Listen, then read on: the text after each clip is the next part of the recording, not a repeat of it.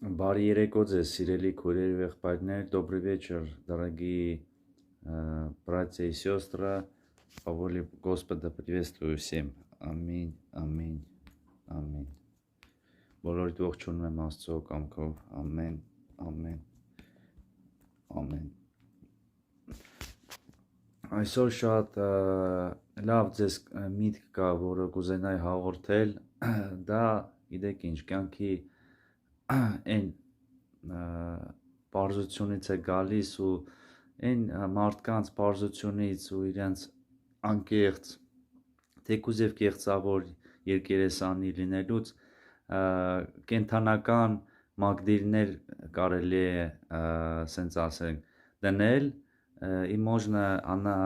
анималистические эпитеты поставить на характер человека в разные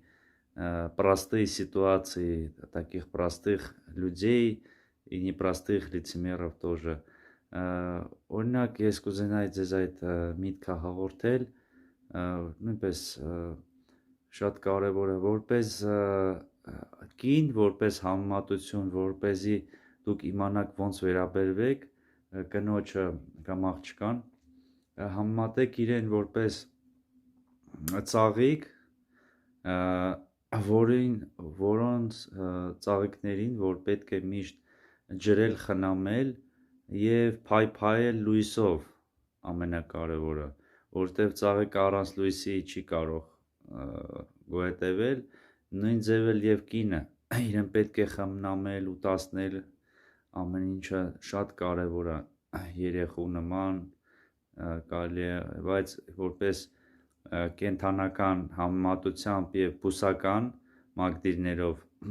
նման է մի ծաղիկի կամ նման է մի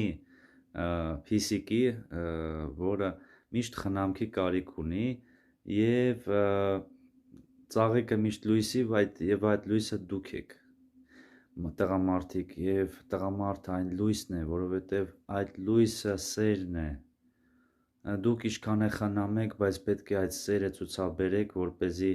կանայք ձեզ սիրեն ոչ թե միայն այդ խնամելու, այլ լույսը, որովհետև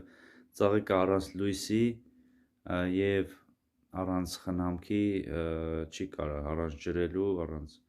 ջրի չի կարող ապրել, դրա համար не может цветок, как женщина в сравнении, не может жить без воды, без света, а вы есть свет, а те потребности животные это и есть вода,